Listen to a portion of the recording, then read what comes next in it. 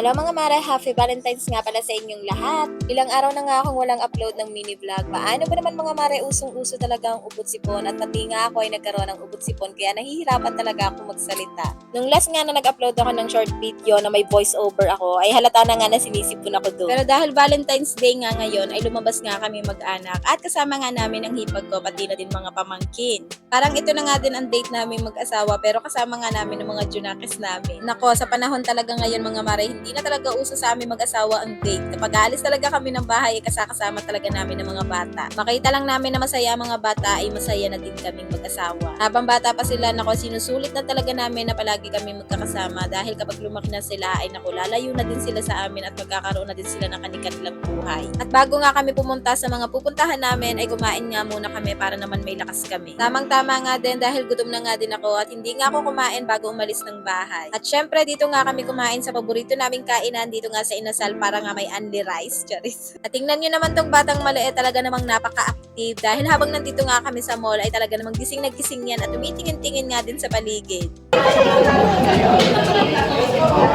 At dahil 4 months na nga itong batang maliit, ay medyo natatakam na nga siya kapag may kumakain sa harap niya. Kaya habang kumakain nga ako, ay eto nga munang towel niya yung ginangat-ngat niya. At pagkatapos nga namin kumain, ay nagpunta na nga kami dito kung saan nga mag-e-enjoy talaga ang mga bata. At dahil pagpunta nga dito, ay ang una nga makikita ay etong mga rides, kaya dito nga muna sila sa rides naglaro.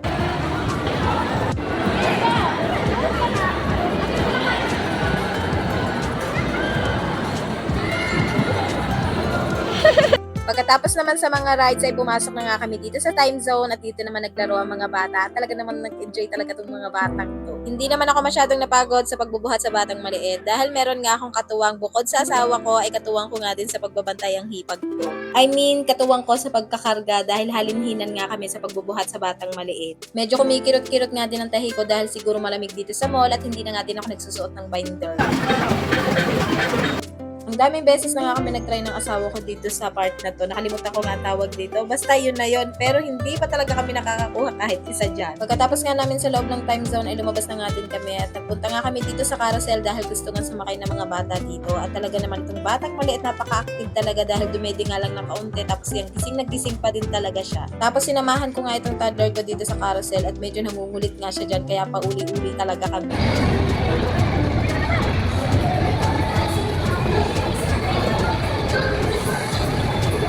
Tapos eto naman batang maliit, tingnan nyo naman at nanonood nga lang sa amin. Eto nga pala naghahawak sa kanya ay ang bunsong kapatid ng asawa ko na hipag ko. Yan nga pala ang nakakahalili ko sa pagbabantay dito sa batang maliit. Tapos ang isa naman namin kasama na may kasama ding batang maliit ay hipag ko nga din na kapatid din ng asawa ko. Syempre hipag ko nga, charis. Simula talaga ng maliit pa itong aming toddler. Tuwi talagang dadaan kami dito. Palagi talaga itong bumibili ng laruan dito sa may part na to. Nakalimutan ko ang sabihin sa asawa ko na wag na nga kami dito dumaan. Dahil panigurado pag uwi sa bahay, masasayang na naman yung laruan na binili niya. Tapos napadaan nga din kami dito sa nagtitinda ng ice cream kaya pinabili ko na nga din ang asawa ko. Thank you Lord dahil nairaos namin ng maayos ang Valentine's Day. Kamusta naman kayo mga mare? Ano namang ganap nyo ngayong Valentine's Day? Panigurado ang iba ang daming natanggap na chocolates at flowers. Nakatanggap naman ako ng flowers galing sa anak ko pero dito sa asawa ko nako never talaga pero okay lang naman yun sa akin. At bago nga kami umuwi, hindi nga nakalimutan ng asawa kong bumili nitong tinapay na paborito namin dahil paano ba naman napakadami ba namang cheese dito sa ibabaw. Inabot na nga din kami ng gabi dito dahil hapon na nga din nung umalis kami ng bahay dahil inantay ko pa nga si ate sa paglabas sa school. At yun lang muna ulit for today's video.